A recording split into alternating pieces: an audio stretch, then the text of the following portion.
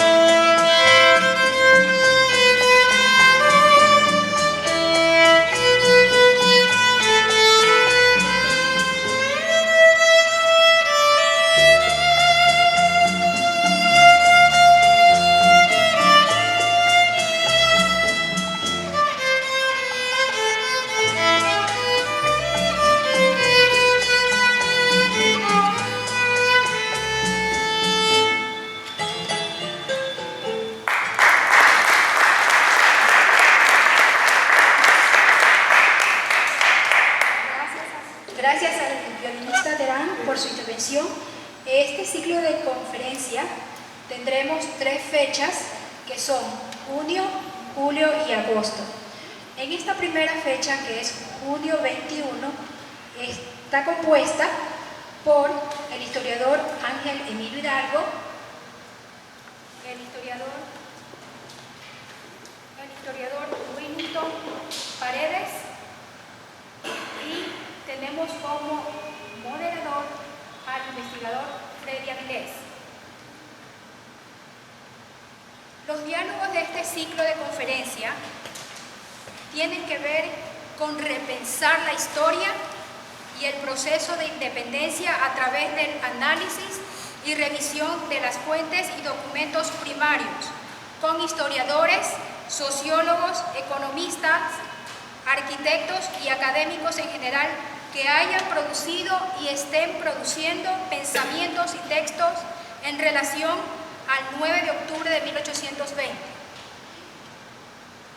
Las preguntas y análisis de los temas a tratar se realizarán al final de las intervenciones de los historiadores, señores como son el señor Hidalgo y el señor Paredes. Damos la bienvenida al señor historiador Ángel Emilio Hidalgo y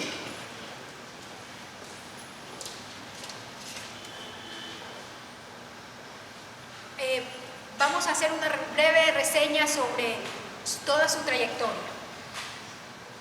El historiador Ángel Emilio Hidalgo, historiador, poeta y catedrático universitario, candidato a doctor en Historia por la Universidad Pablo de Olavide de Sevilla, magíster en Historia Andina y especialista superior en Historia por la Universidad Andina Simón Bolívar, sede Ecuador, y licenciado en Ciencias Sociales y Políticas por la Universidad Católica de Santiago de Guayaquil. Tiene además 2 especializaciones superiores en Pedagogía por la Universidad Casa Grande. Hidalgo es autor de los siguientes libros de historia: Guayaquil, los 10, los 20, Entre dos aguas, Tradición y modernidad en Guayaquil, 1750 y 1895. El artesanado en Guayaquil, gremios, sociedades artesanales y círculos obreros, 1688-1925. Aporte y legado de los migrantes en Guayaquil, 1860-1982. El pensamiento integracionista de Simón Bolívar, sociabilidad letrada y modernidad en Guayaquil, 1895-1920. Y Marcelino Maridueña, apuntes sobre su historia. También es autor de los poemarios Beberás de estas aguas, 1997, Premio Nacional de Poesía Ismael Pérez Pazmiño. El trazado del tiempo, 2003, mención de honor, Premio Nacional de Literatura, muy ilustre Municipalidad de Guayaquil. Y Fulgor de la Derrota, 2009. Aparece en varias antologías publicadas en Ecuador, América Latina y España. Actualmente se desempeña como docente en la Universidad de las Artes y es miembro de la Academia Nacional de Historia del Ecuador y secretario del capítulo Guayaquil de la misma institución. Por favor, una bienvenida al señor Hidalgo.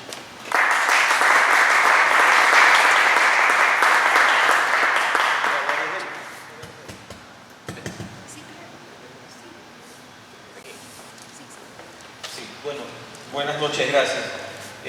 Con Willington hemos convenido en la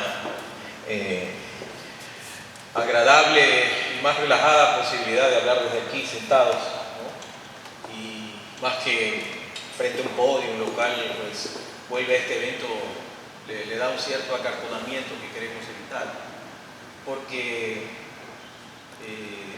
lo bueno de estos eventos, una de las cosas buenas creo que es que nos encontramos con viejos amigos, con personas a las que apreciamos mucho, personas que fueron y realmente importantes. En mi caso, en mi proceso de formación como historiador, aquí mi amigo y maestro Willington Paredes, con quien realmente estoy muy contento de compartir esta mesa.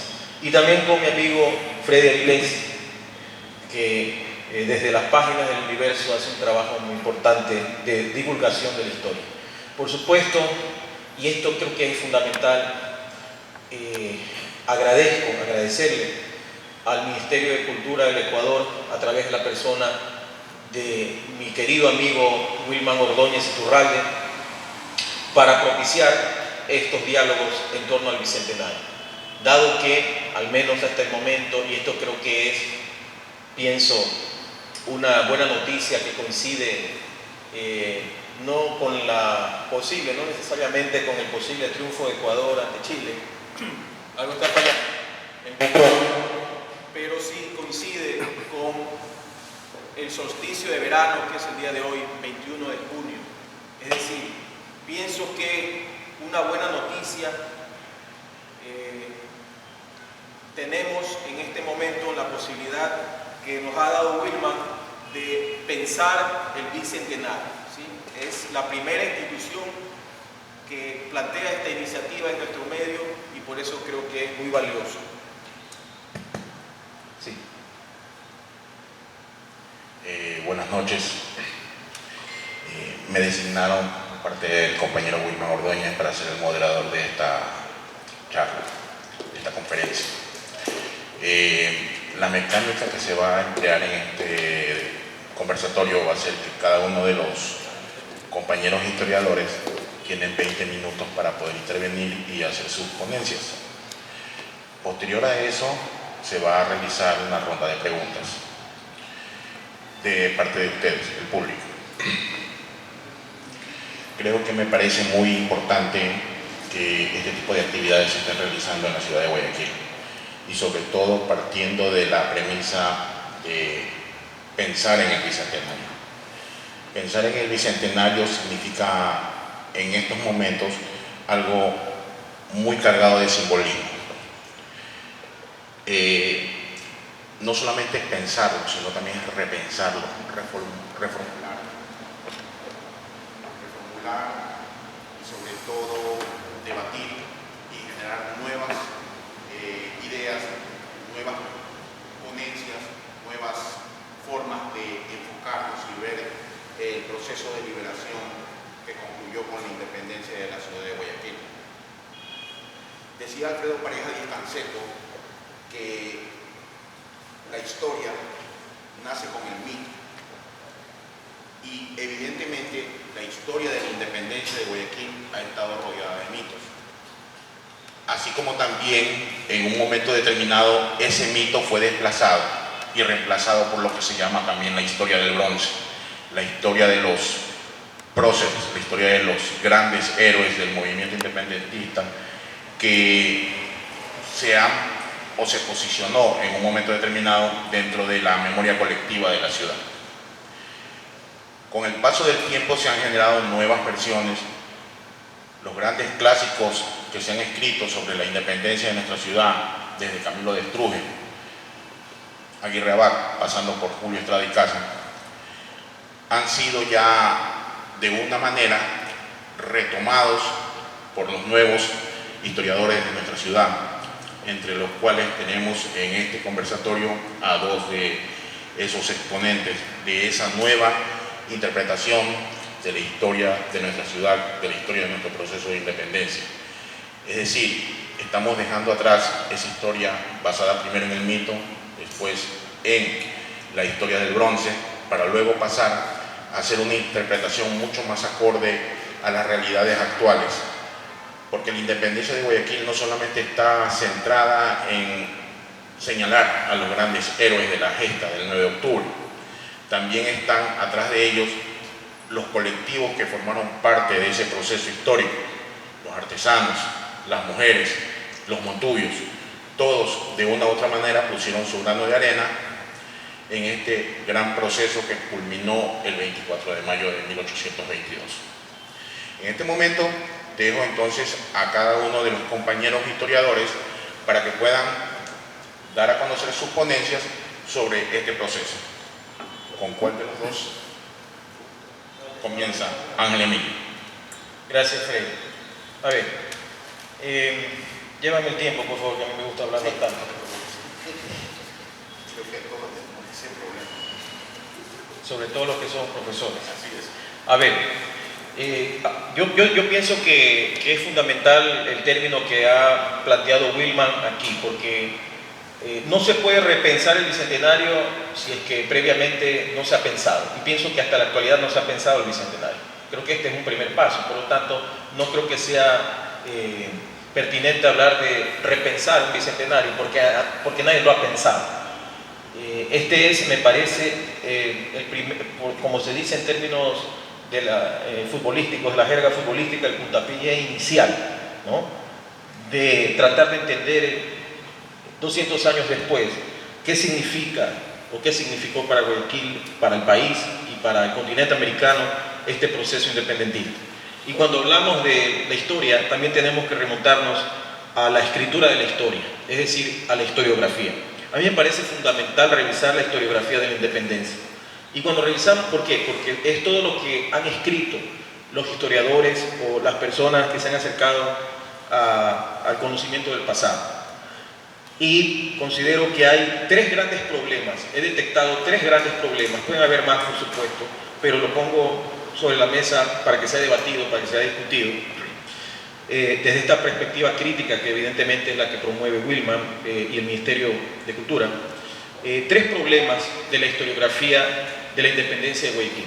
En primer lugar, un determinismo teleológico, algo que podemos llamar la teleología. Y voy a citar la definición que da el DRAE, el Diccionario de la Real Academia Española de la Lengua. Este dice que la teleología es la doctrina de las causas finales. Es decir, considero que uno de los principales problemas para abordar la independencia de Guayaquil ha sido el de la interpretación teleológica de esa independencia. Es decir, se ha privilegiado en las rupturas, en pensar las rupturas, en pensar los cambios que se dieron a partir del proceso independentista y no en pensar las continuidades. Lo que implica, por ejemplo, hacerse algunas preguntas. Una de las preguntas tiene que ver con si efectivamente el cambio sociopolítico, la ruptura sociopolítica que se dio a partir del proceso independentista, que grosso modo, ¿verdad?, ni siquiera empieza en 1820, mucho menos en 1809, empieza en 1808 con la invasión napoleónica y el proceso de crisis y disolución de la monarquía hispánica. Es decir, es un proceso que tiene sus antecedentes y hay que también pensar, eso es otro aspecto que también lo quiero dejar sobre la mesa, pensar la independencia, ¿no? Esto no lo digo yo, ya algunos grandes historiadores lo han señalado, pensarlo como un gran movimiento, como realmente un cambio de las estructuras que se dio desde el seno mismo de la monarquía española, que entró en crisis hacia finales del siglo XVIII e inicio del siglo XIX. Y hay que, creo, preguntarse también por la modernidad política, es decir, las independencias propiciaron realmente un cambio respecto de la cultura política, de lo que podríamos llamar el ascenso de una modernidad política en Hispanoamérica y en este caso que nos compete en Guayaquil. Esa creo que es una pregunta que habría que también hacerse y tratar de responder, porque la interpretación, digamos, tradicional, convencional que se ha hecho de la independencia, el proceso independentista, tiene que ver fundamentalmente con la idea de que indefectiblemente todo esto se encaminaba, estos movimientos autonómicos, que primero fueron autonómicos, fidelistas, ¿verdad?, se encaminaba hacia la independencia. Entonces, lo que ha predominado es un relato nacionalista, un relato propio y relacionado, vinculado a la construcción del Estado-Nación, y que ha privilegiado, por supuesto, el análisis de las rupturas, y no se han visto las continuidades, ¿sí? Las continuidades, inclusive ciertos antecedentes que estaban ya en la cultura política del siglo XVIII, sobre todo particularmente a partir de las reformas borbónicas. Creo que eso es lo que hay que revisar. En segundo lugar, pienso que se produce además en el ámbito de esta teleología, de este determinismo teleológico, se produce un direccionamiento hacia una respuesta unívoca. Es decir, ¿qué significa esto? Lo unívoco, convenir en una razón misma dos o más cosas convienen en una misma razón. Por el contrario, los móviles, las causas, los protagonistas del proceso son muy diversos y no se puede dar una sola, señalar una sola causa, ¿no? Como una relación causa-efecto.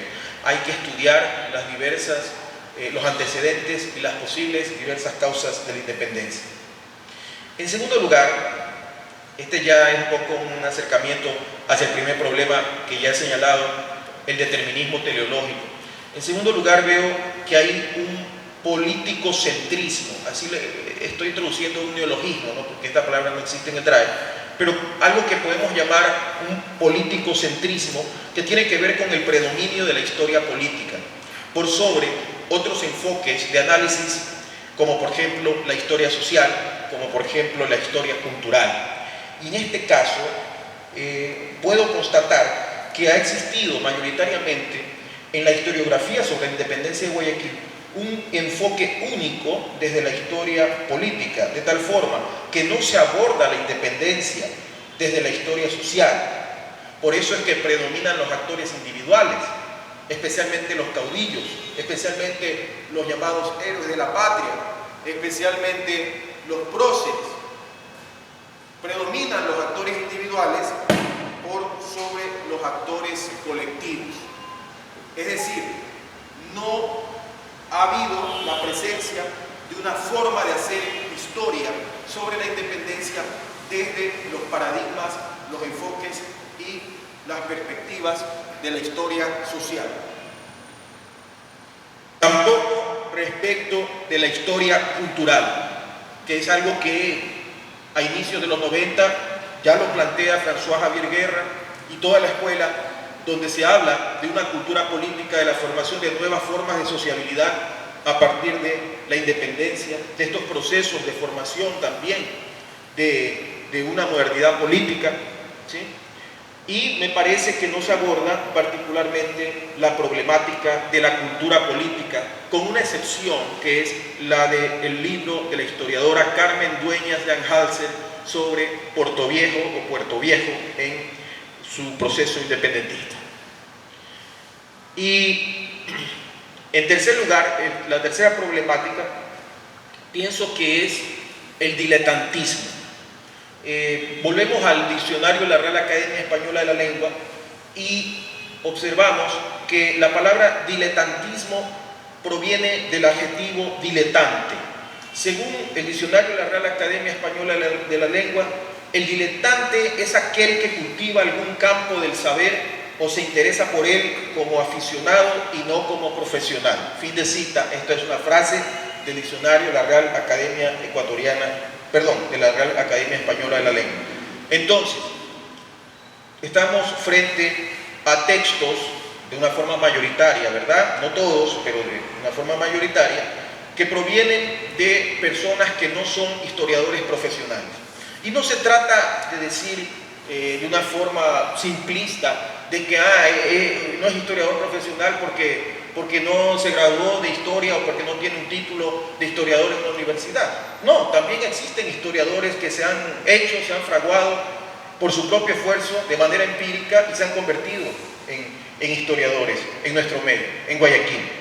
Lo que ocurre es que ha prevalecido una cultura del diletantismo a partir de una serie de elementos que observo, me parece, que han de alguna manera tendido un velo de oscuridad,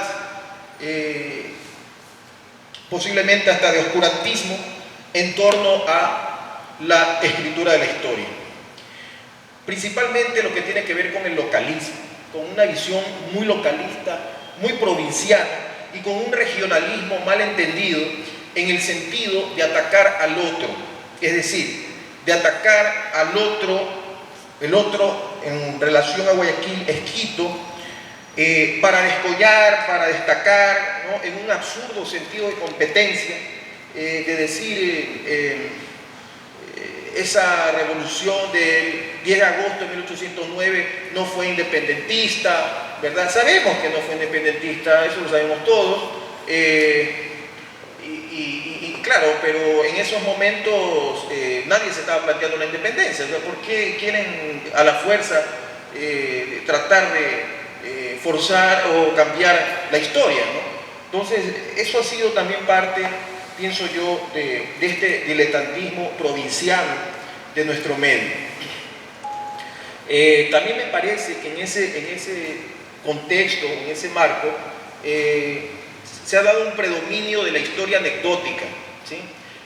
Un recuento de incidentes muchas veces irrelevantes que se convierten en una suerte de chismografía del pasado, una chismografía de la historia con abundancia de fechas, datos genealógicos, porque aquí hay buenos genealogistas, eso hay que destacar, pero muchas veces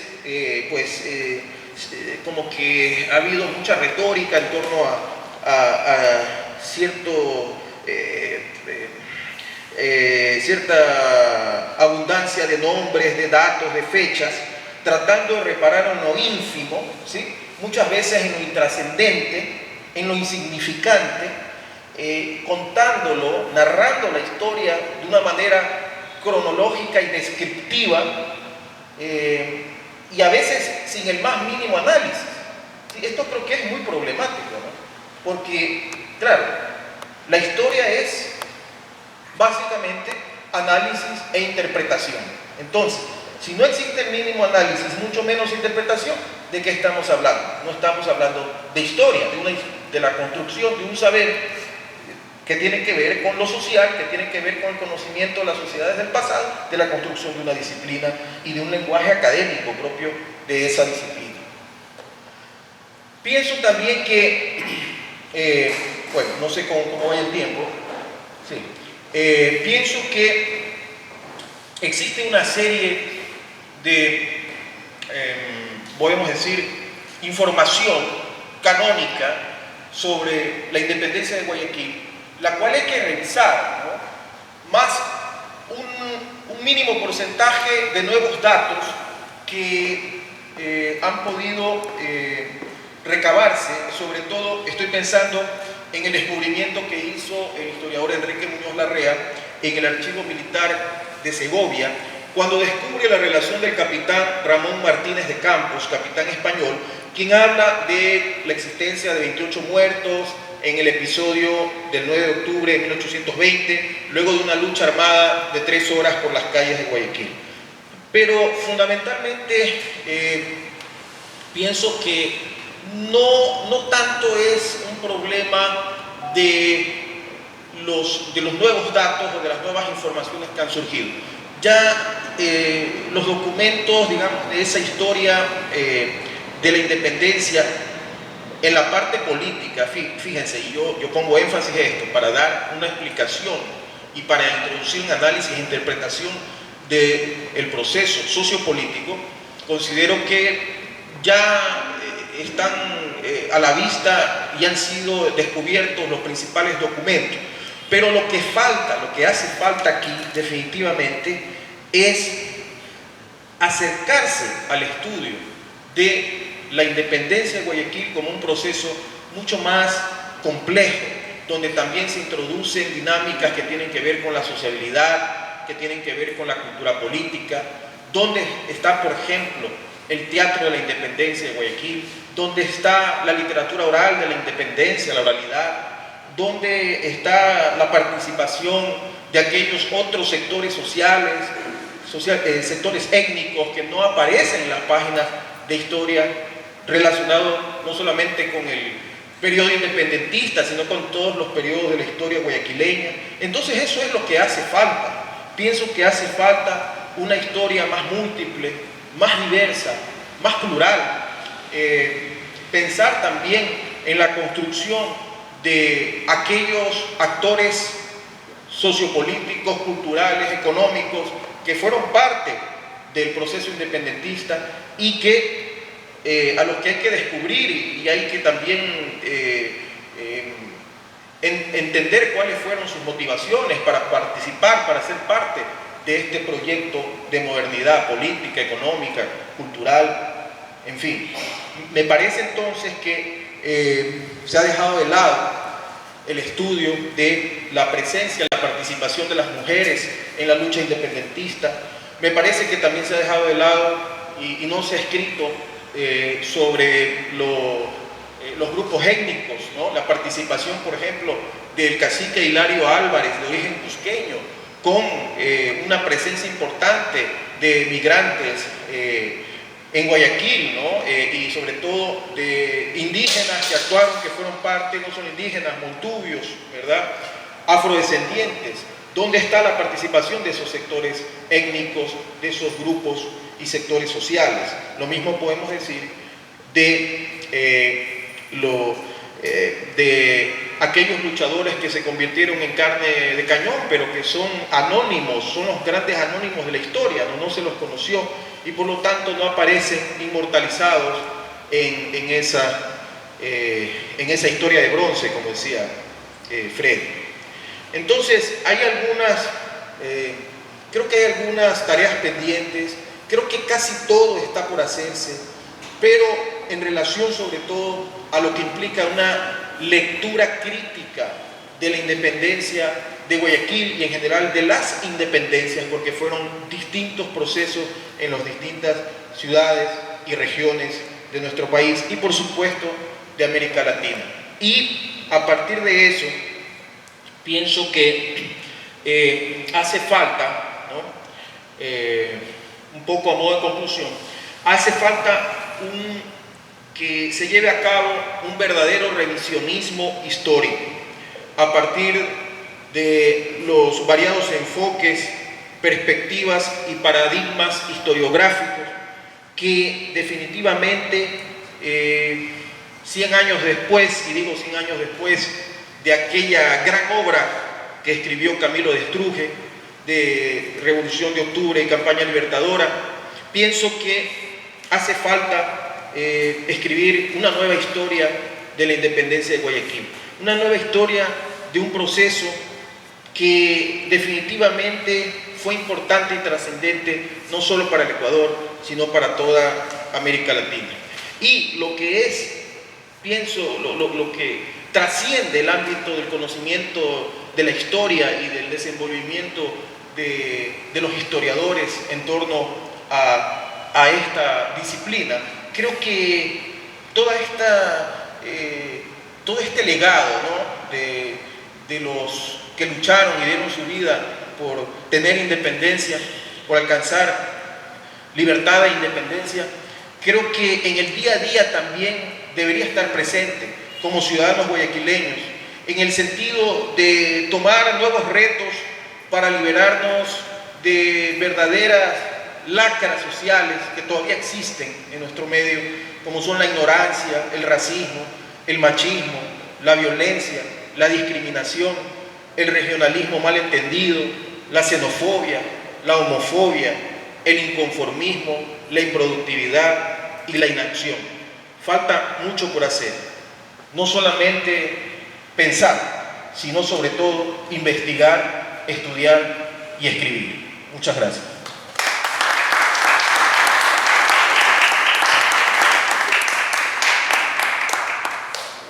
Agradecemos la intervención de Ángel Emilio Hidalgo. En este momento le damos la palabra al historiador Willington Paredes. Una vez que él concluya, haremos una ronda de preguntas parte del público. Gracias.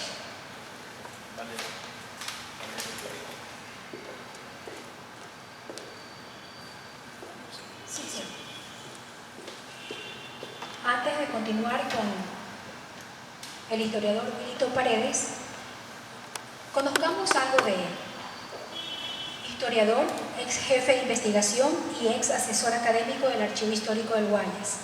ex director del Instituto de Investigaciones Económicas de la Facultad de Ciencias Económicas de la Universidad de Guayaquil, ex profesor de la Universidad Técnica de Babahoyo, ex profesor de la Escuela Superior Politécnica, ex profesor de la Universidad Católica de Guayaquil, ex profesor de la Universidad de Guayaquil, columnista del diario Expreso, graduado en Historia y Geografía y un diplomado en Docencia Superior. Entre sus premios más recientes tenemos el Premio Único Concurso Internacional de Historia Bicentenario de Independencia Nacional, Academia Nacional de Historia, Trascendencia Internacional del Gobierno Quiteño Autónomo del 10 de agosto de 1809, Quito 2009. Premio Único Nacional de Ensayo sobre Descentralización y Economía de la Universidad de la SUAY Cuenca 2006.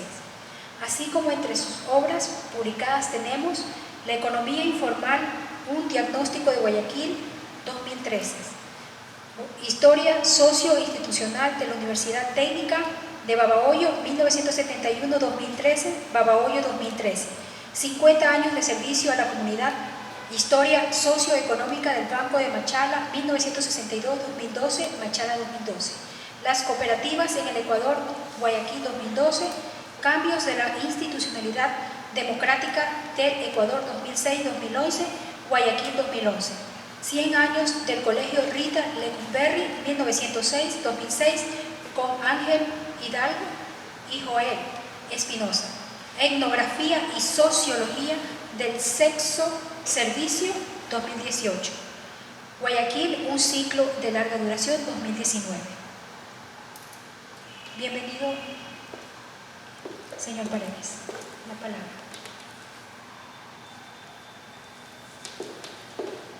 Bien, primero felicito a Wilman, la iniciativa de Wilman. Cuando Wilman pone una palabra, pensar el bicentenario, está poniendo un poco el dedo en la llaga. Pone el dedo en la llaga porque entra a cuestionar el bicentenario. El bicentenario puede ser pensado como una celebración, como una fiesta de la patria chica. Ese es el riesgo.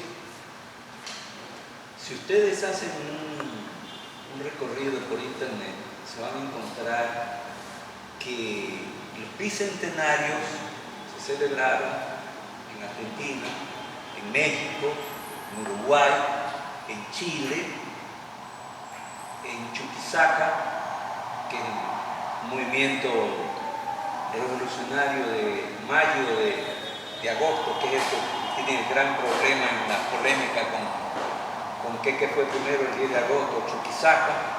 Ese es un problema no resuelto todavía.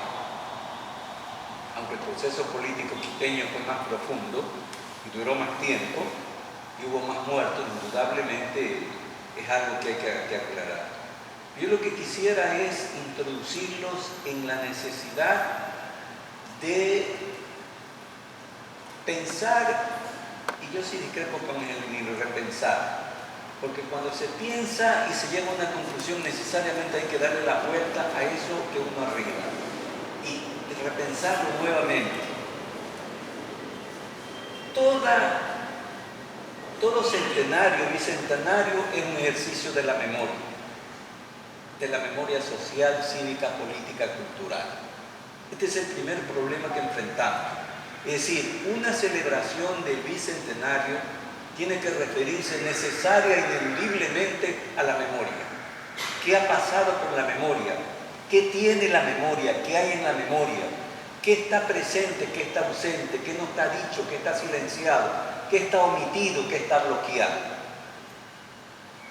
Y no es porque la historia trate de la memoria, es que los hechos históricos, cuando son reconstruidos, interpretados, analizados, explicados, y aquí va una aclaración que la hizo Ángel Emilio, y relatados, en la historia escolar nosotros vivimos y somos víctimas de esa definición de la historia, que la historia es un relato verídico de los hechos que pasaron en el pasado, o ese trabalenguas que nos enseñaron en tercer grado de la historia, es la narración sucesiva de los sucesos que se suceden sucesivamente en la sucesión sucesiva de los tiempos. Es bueno eso como ejercicio escolar, pero eso no es la historia. La historia es básicamente un proceso de reconstrucción, de interpretación, de análisis, de explicación, y a través de un instrumento comunicativo que se llama relato, se expone y se hace públicamente lo que en un sentido anterior puede estar en sentido privado. El discurso historiográfico solo se hace posible lo que uno descubre, lo que uno aporta, lo que uno interpreta cuando se relata. De modo que cuando ustedes están frente a un libro, ahí hay un relato, y ese relato necesariamente supone una interpretación, y esa interpretación supone una escuela historiográfica a la cual uno se adhiere. Emilio y yo nos adherimos a la escuela historiográfica de los anales. Por eso nosotros no, en los libros de nosotros no van a encontrar relatos chismográficos. Nosotros intentamos hacer historia social, es decir, historia de la totalidad social, como decía Brodel. Entonces, de eso se trata. Ángel Emilio ha señalado cosas que son importantes, que todavía están ausentes del proceso octubrino, pero volvamos al problema de la memoria. Y quiero partir, y me avisa cuando me vaya pasando, quiero partir de una cita. El pasado ya pasó. Es algo determinado. Ojo, el determinado está separado por un guión. No puede ser cambiado. El futuro, por el contrario, es abierto, incierto, indeterminado. Lo que puede cambiar es el sentido de ese pasado sujeto a reinterpretaciones ancladas en la intencionalidad y en las expectativas hacia el futuro.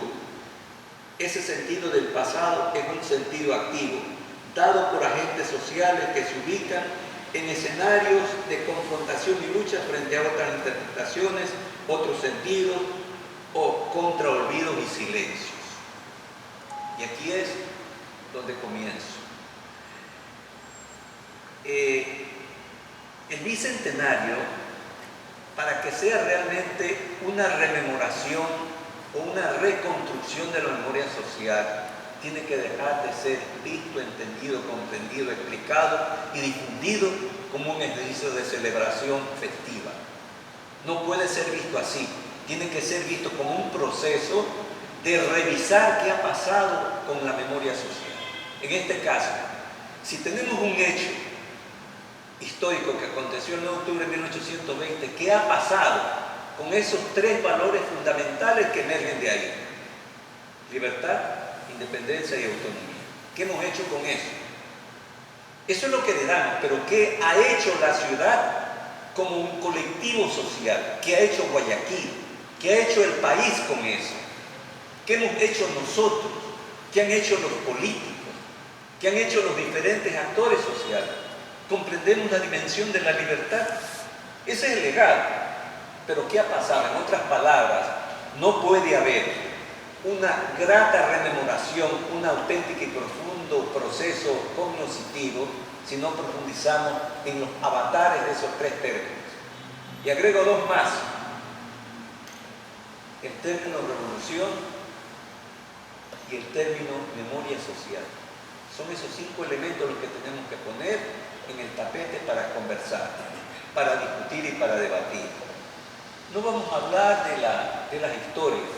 Sobre Guayaquil hay mucha, la historia escolar, ustedes y yo nos enseñaron que la independencia el 9 de octubre comienza cuando 3 bravos venezolanos, militares venezolanos, vienen y comienzan los tiros y se armó el relajo. Ya está. Entonces no es así, pues. Esa es una forma simplista que ha sido consagrada en un relato historiográfico que se denomina la fragua de Vulcano. La fragua de Vulcano fue una expresión que usó Antepara, uno de los próceres, para denominar la reunión que se produjo el 1 de octubre de 1820, donde supuestamente se planificó. Pero detener la revolución de octubre en la fragua de Vulcano es equivocar el diagnóstico, achicar la complejidad de un proceso, como bien decía Miguel Emilio, y no dar cuenta de la pluralidad de actores sociales. Cuando ustedes revisan las historias de la independencia de Guayaquil, todo se reduce a ese hecho. La víspera, El baile, la casa de Villamil, la conspiración, los tiros y ya está. Pero ¿realmente eso es la Revolución de Octubre? ¿Realmente eso es? No, señores, la Revolución de Octubre es el resultado de un proceso. Es un proceso y un producto que continuó. Pero eso se les enseña a los escolares, eso no se les enseña. Eso no está en los textos de historia. Entonces, si queremos tener una buena memoria histórica de un acontecimiento, lo que tenemos que hacer es comenzar a cuestionar eso. Eso que se enseña, eso que se difunde, eso es lo que se cree. Porque la historia, el relato historiográfico también genera creencias. Y esto es lo más grave. Cuando hay creencias consagradas, cánones, discursos consagrados, se generan esa transmisión en herencia continua de esos relatos que no deben tener cabida en un serio discurso histórico, en una correcta explicación historiográfica. No cabe. Pero como de eso no se habla, porque de los debates académicos de historia en Guayaquil estamos ausentes. En Guayaquil no se debaten cuestiones históricas. No hay debate histórico. Se reúnen grupos de amigos, hacen algo de chismografía, encontré este dato, y en nuestra ciudad pasan por ejercicio de historiadores aquellos que porque encuentran un documento le hacen un comentario, ya está. Eso es crónica, señor. Y las crónicas historiográficas en nuestra ciudad se confunden con las crónicas periodísticas. Hay crónicas periodísticas excelentes que son de mejor factura, de mejor elaboración que muchas de las crónicas historiográficas que todavía se difunden y que todavía se creen. Entonces, yo quiero comenzar poniendo el acento sobre el bicentenario como una rememoración, pero básicamente como un estudio, como un análisis, como un cuestionamiento de la memoria social, cívica, política y cultural. Ese es el problema. Y eso es lo que está ausente. Cuando hablamos de una rememoración histórica siempre hay algunos riesgos. Y el primero de los riesgos con el que nos encontramos es el de la glorificación, el sobredimensionamiento de la historia heroica. ¿Qué es lo que se llama la historia heroica? Llámase historia heroica la historia de los héroes. Entonces, lo único que se habla es de los héroes. Pero sucede que los héroes son productos de procesos sociales. ¿Cómo se engendraron esos héroes? ¿Cómo se comunicaron esos héroes con el colectivo, con la totalidad social para hacer posible que eso cristalice? Ustedes y yo nos castigaron también con ese Simón Bolívar libertador de 5 naciones. Los invito a un símil, a una figura de imaginación. Se lo imaginan a ese hombre, ese militar de unos 50 y pico, unos 60, tenemos la mayor estatura, pero tenemos unos 50 y pico, unos 56, montado en un caballito blanco, enfrentándose a ejércitos de 5.000, 10.000 hombres. No es posible, pero eso es lo que se queda en la imaginación de los niños. Si han visto esa pintura de Simón Bolívar y atrás, no sé si hay el pueblo, Montepueblo. Entonces, esas son las imágenes. Eso es lo que se engendra, eso es lo que engendra el culto a la historia heroica y no a la historia comprensiva. En el inicio, como nos adherimos a la historia de la escuela de los anales, nosotros queremos hacer historia comprensiva. Intentamos hacer historia comprensiva. Por eso nos interesa primero explicar, detenernos.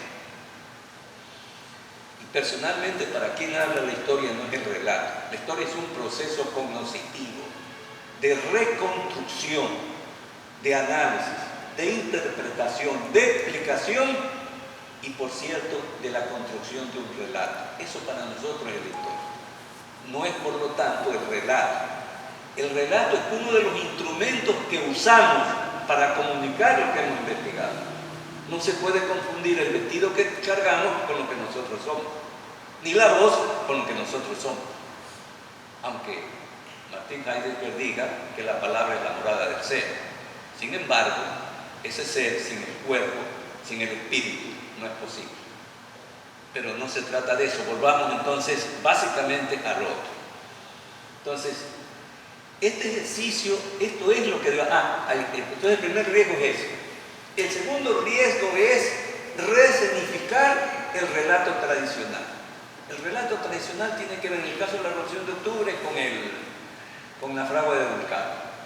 En los periódicos es lo que más se difunde, ¿ya? La fragua de Vulcano, y se fue a la noche, se reunieron a la noche, pues se simuló una reunión isabelita-morlás, etcétera, etcétera, y hasta se hace la anécdota de los amores de uno de los convocados con Isabelita Morlás, etcétera, etcétera. Entonces se reduce todo a eso. Entonces sucede que la Revolución de Octubre, la independencia de Guayaquil, tiene un antes, un durante y un después.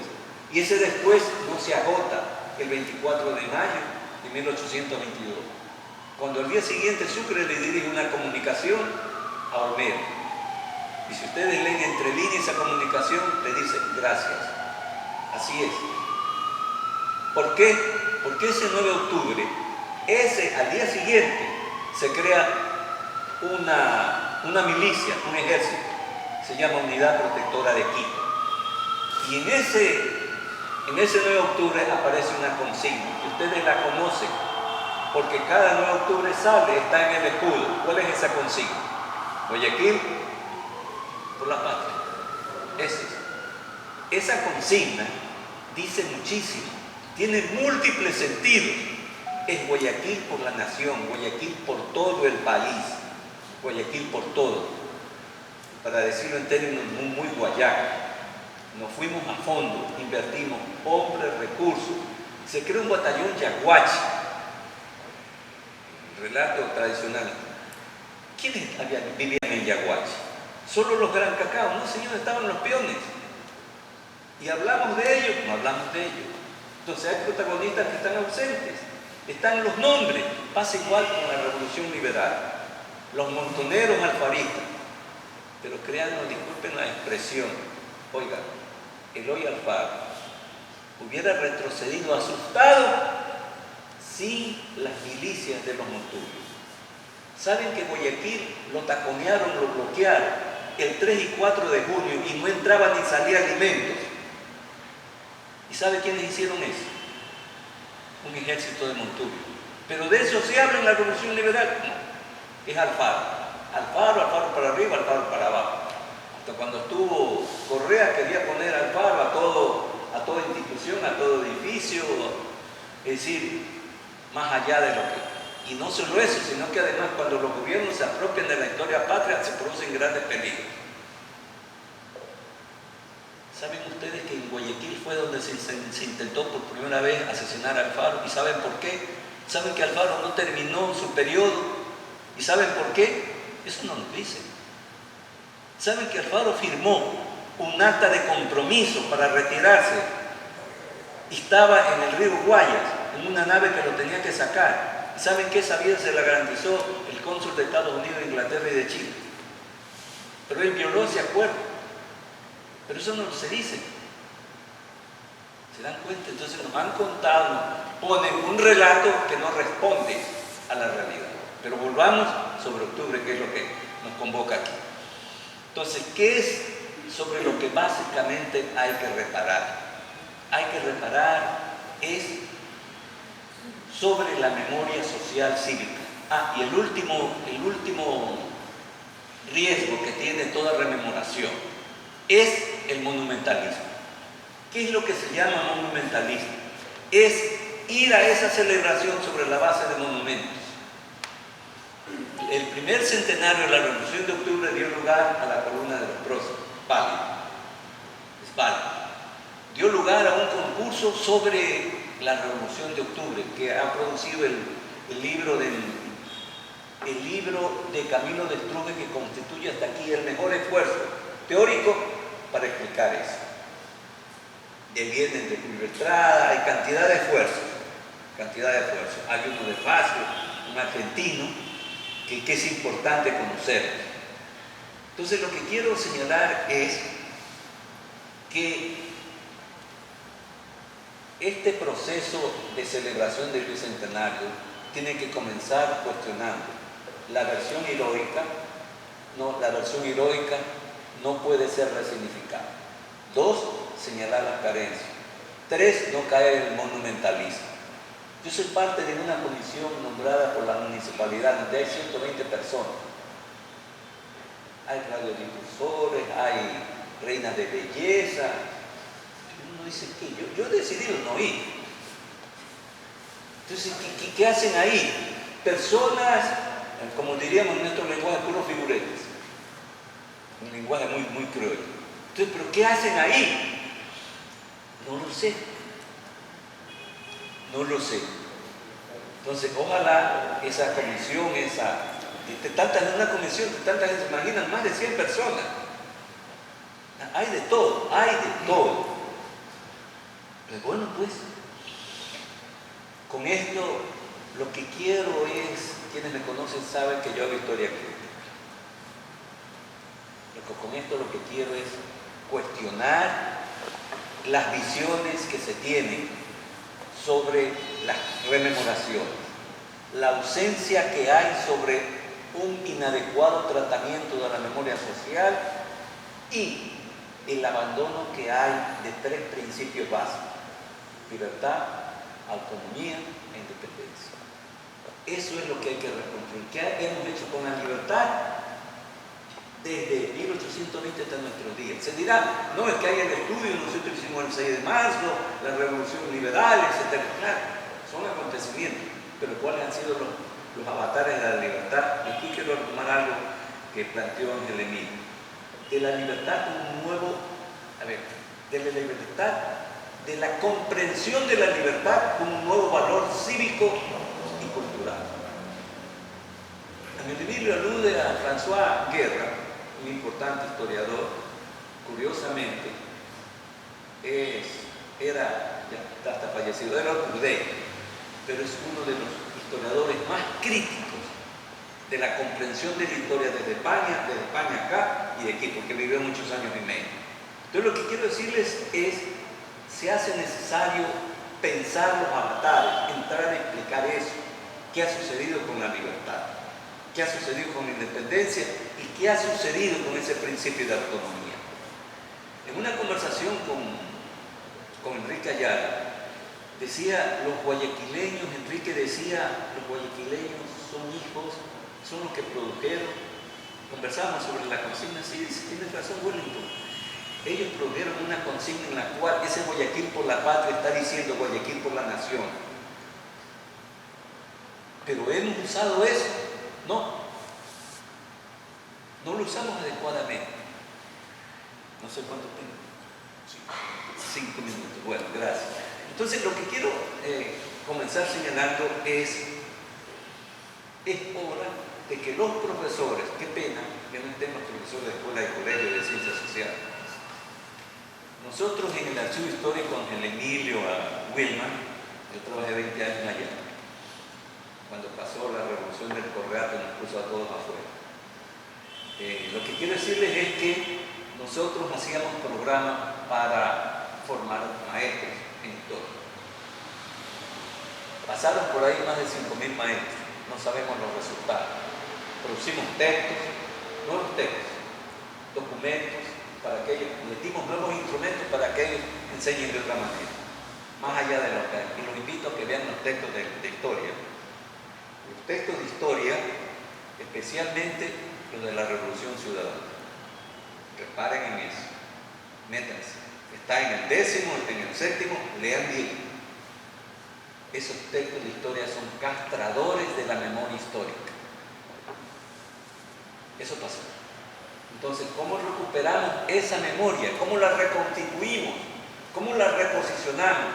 ¿Qué hay de esa memoria cívica, social, política, cultural a lo que aludía Ángel Emilio? Entonces, quiero señalar solo algunas conclusiones. Mi ayudante que está ahí, Benito, dice, usted nunca se pega al libreto. En efecto, nunca me apego al libreto. Cuando hablaba Ángel Emilio, hice la guía, rehice la guía. Lo que tengo es una lectura de algunas conclusiones. ¿Ya? Y esto puede ser entendido como conclusiones transitorias. Yo soy de aquellos que no creen que las conclusiones son finales, siempre son transitorias. A lo mejor en 15 días pienso bien, repienso bien esto y formulo de otra manera. ¿Cómo pensar y repensar el bicentenario? Esto nos lleva necesariamente a cómo interpretarlo adecuadamente más allá de una temporalidad de 2 siglos.